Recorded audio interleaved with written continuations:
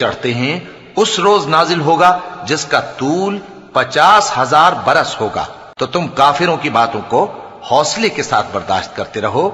لوگ اس دن کو دور سمجھتے ہیں جبکہ ہماری نظر میں وہ قریب ہے، جس دن آسمان ایسا ہو جائے گا جیسے پگھلا ہوا تانبا، اور پہاڑ ایسے جیسے رنگین اون، اور کوئی دوست کسی دوست کو نہ پوچھے گا حالانکہ ایک دوسرے کو سامنے دیکھ رہے ہوں گے۔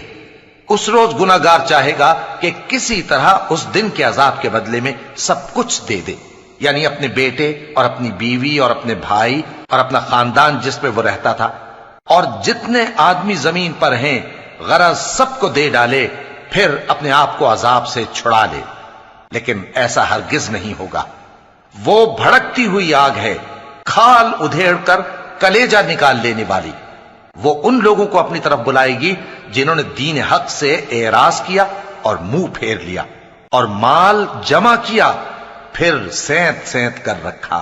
کچھ شک نہیں کہ انسان کم حوصلہ پیدا ہوا ہے، جب اسے تکلیف پہنچتی ہے تو گھبرا اٹھتا ہے، اور جب ملتا ہے اس کو مال تو بخیل بن جاتا ہے۔ مگر نماز ادا کرنے والے جو نماز کا التزام رکھتے اور ہمیشہ پڑھتے ہیں، اور جن کے مال میں حصہ مقرر ہے، یعنی مانگنے والے کا اور نہ مانگنے والے کا، اور جو روز جزا کو سچ سمجھتے ہیں، اور جو اپنے پروردگار کے عذاب سے خوف رکھتے ہیں، بے شک ان کے پروردگار کا عذاب ہے ہی ایسا کہ اس سے بے خوف نہ ہوا جائے۔ اور جو اپنی شرمگاہوں کی حفاظت کرتے ہیں مگر اپنی بیویوں یا باندیوں سے کہ ان کے پاس جانے میں انہیں کچھ ملامت نہیں، اور جو لوگ ان کے سوا اور طریقے ڈھونڈیں تو وہ حد سے نکل جانے والے ہیں، اور جو اپنی امانتوں اور اپنے عہد و پیمان کا پاس کرتے ہیں، اور جو اپنی گواہیوں پر قائم رہتے ہیں، اور جو اپنی نماز کی پابندی کرتے ہیں، یہی لوگ جنتوں میں عزت و اکرام سے ہوں گے۔ تو اے نبی، ان کافروں کو کیا ہوا ہے کہ تمہاری طرف دوڑے چلے آتے ہیں، دائیں اور بائیں سے گروہ گروہ ہو کر جمع ہوتے جاتے ہیں؟ کیا ان میں سے ہر شخص یہ امید رکھتا ہے کہ نعمت کے باغ میں داخل کیا جائے گا؟ ہرگز نہیں۔ ہم نے ان کو اس چیز سے پیدا کیا ہے جسے یہ جانتے ہیں، پس مشرقوں اور مغربوں کے مالک کی قسم کہ ہم طاقت رکھتے ہیں، یعنی اس بات پر کہ ان سے بہتر لوگ بدل لائیں، اور ہم عاجز نہیں ہیں۔ تو اے پیغمبر، ان کو باطل میں پڑے رہنے اور کھیل لینے دو، یہاں تک کہ جس دن کا ان سے وعدہ کیا جاتا ہے وہ ان کے سامنے آ موجود ہو۔ اس دن یہ قبروں سے نکل کر اس طرح دوڑیں گے جیسے کسی مقابلے کے نشان کی طرف دوڑے جا رہی ہوں۔ ان کی آنکھیں جھک رہی ہوں گی اور ذلت ان پر چھا رہی ہوگی۔ یہی وہ دن ہے جس کا ان سے وعدہ کیا جاتا تھا۔ شروع اللہ کا نام لے کر جو بڑا مہربان نہایت رحم والا ہے۔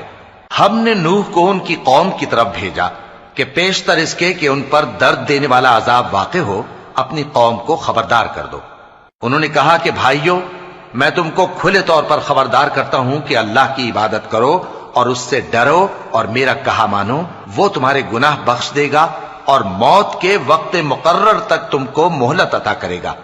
جب اللہ کا مقرر کیا ہوا وقت آ جاتا ہے تو تاخیر نہیں کی جاتی، کاش تم جانتے ہوتے۔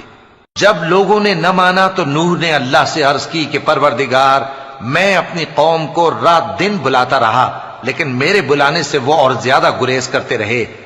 جب میں نے ان کو بلایا کہ توبہ کریں اور تو ان کو معاف فرمائے تو انہوں نے اپنے کانوں میں انگلیاں دے لی اور اپنے اوپر کپڑے اوڑھ لیے اور اڑ گئے اور خوب تکبر کرنے لگے۔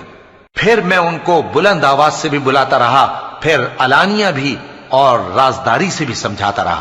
پھر میں نے کہا کہ اپنے پروردگار سے معاف